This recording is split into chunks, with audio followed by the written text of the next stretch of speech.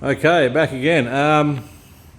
So swing arms fitted and the rear wheel. So a lot of mucking around the shed today. I don't know if you probably won't see up in here. There's grease and stuff where I've greased it, but up in here there's little custom washers that I've made. Bit hard to see, but they are 1mm shim washers, and they've got a land on them that's 1/4 of a millimetre proud of that shim washer, which contacts the crush tube. And the swing arm pivots up and down absolutely beautifully. Once the swing arm's tightened up, there's no play in it sideways at all. So I'm really happy with that. I've just sat the rear wheel in for now. The bolt that was on the bench in the first video was actually, it's a wrong nut on there, it's just sitting on there to protect that thread, but it was actually the rear axle bolt that I'd started to make.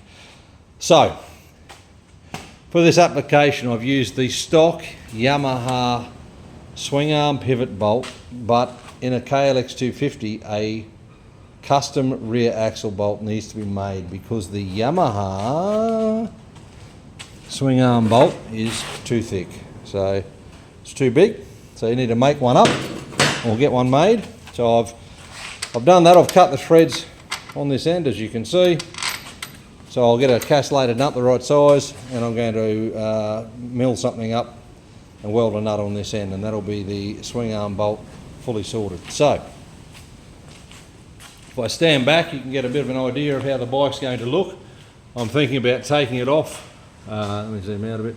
About taking it off the bench, just letting it sit level, and just to get a bit of an idea of how it's going to look, how it's going to sit, with the rear swing arm being longer. I think it's about 50mm, maybe 70mm, I can't remember now.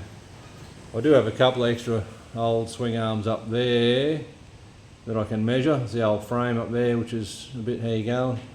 But a couple of first or early and late swing arms up there, I can measure the length of them just to refresh my memory. But I'm thinking about getting this down off the bench, just sitting it on the ground, on the side stand, or see if I can stand it up vertically, just against the wall or something, just to see how it's going to look, just the stance of it, just to make sure the front end's not too high, and that'll give me a bit of an idea on the rear shock length that I need to get. I think I'm going to be up for 16s.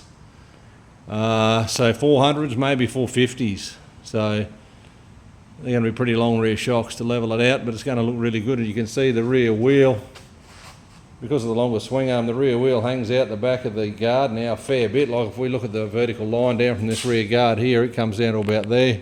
So you've got a fair bit overhang beyond that rear guard, but it gives it a bit more of an aggressive stance. I like it, and less prone to wheel stands. So anyone that's ridden a standard XT or TT would know that they stand up pretty easily. So I'm going to look forward to that longer swing arm.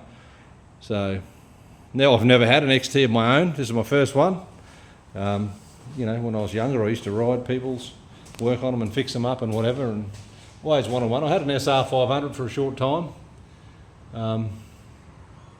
Anyway, it's going to be fun. I'm looking forward to it. This case here I've got here needs a bit of a repair. There was a great big hole here from the Kickstarter. I've plated that, but I've got a small hole here that I need to fix up. So we might go with these because these are all good and not busted off on this one. So they're good.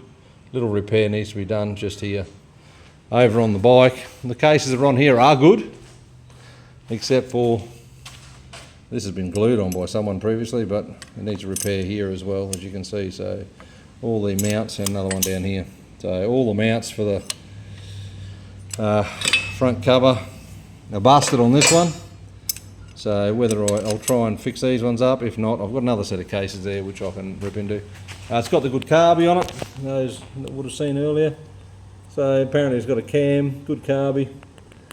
I have looked inside the head when I first got it. It looks to have been ported lightly, which is good. Hasn't been gone to town on too harshly. And the motor will be getting stripped down, like I said earlier, and fully sorted. So a lot of things to get yet. New disc brake, re-kit the caliper and master cylinder, and sort these wheels out with spokes and whatnot. So obviously line this up, get this out far enough that it's not going to foul on there, and fix this up here where it's going to join up if I decide on a high pipe. So Anyway, that's probably all for now. I'll play around a bit more here and get it off the bench and probably take a photo and drop it in at the end of the video. Righto.